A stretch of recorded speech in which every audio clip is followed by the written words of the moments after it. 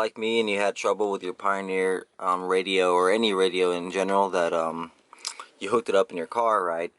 And it didn't save your settings. Every time you hooked it up, all your settings would be gone. Your clock would be fucked up, you know, and it would just restart on you. And this is how to fix that. I figured it out, and this is let me show you that it actually works. And I actually know what I'm talking about. Bluetooth audio, no service. It's about to hook onto my phone. If my Bluetooth is on, and yeah, man.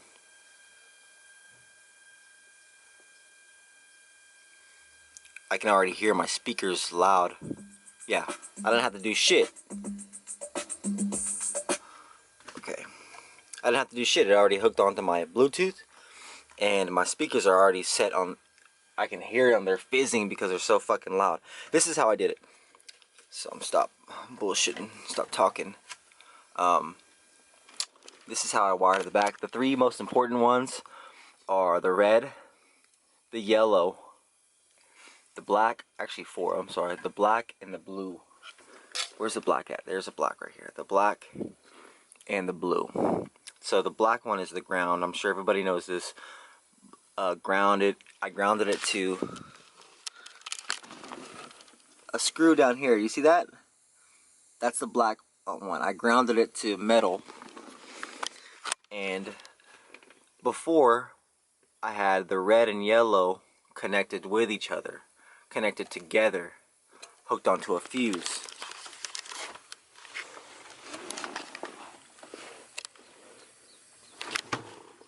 Connected to a fuse up there. So what I did was, what I figured out was the red is the power button, and the yellow, this is where it got me. This is the answer. The yellow is the constant power.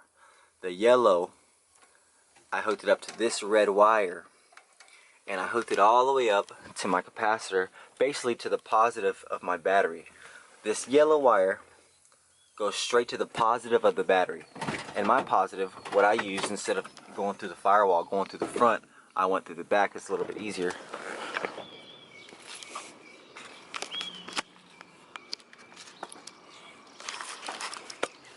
Right here. This is the positive of my capacitor, and this wire is touching my battery, so this is constant. It is constantly on.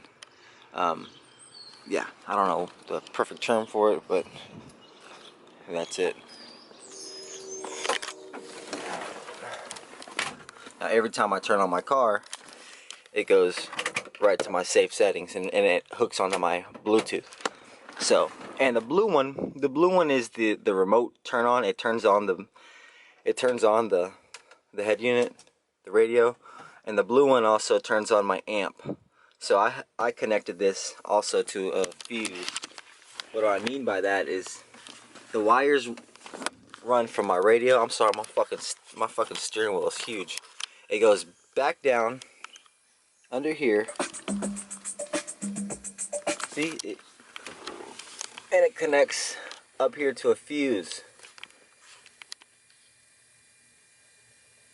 That's like that turns on my radio. That gives it power right there.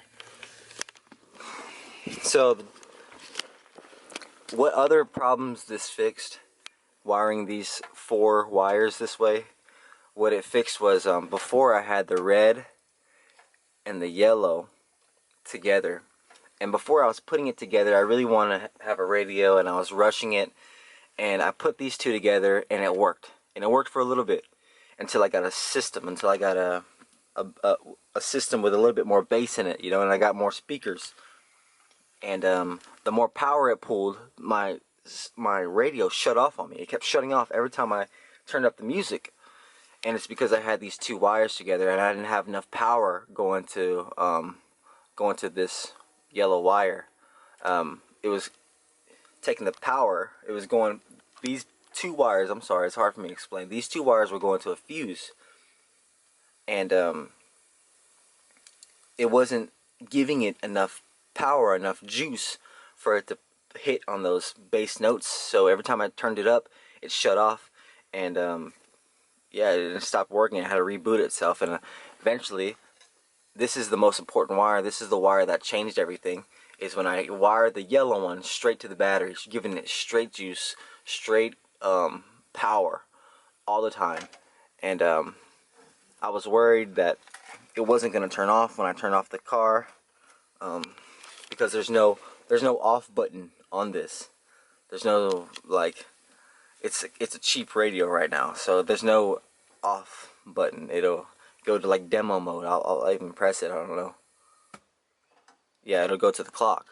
So I don't want that on when my car's on and turns off. So that's it. That's the fix. Peace out.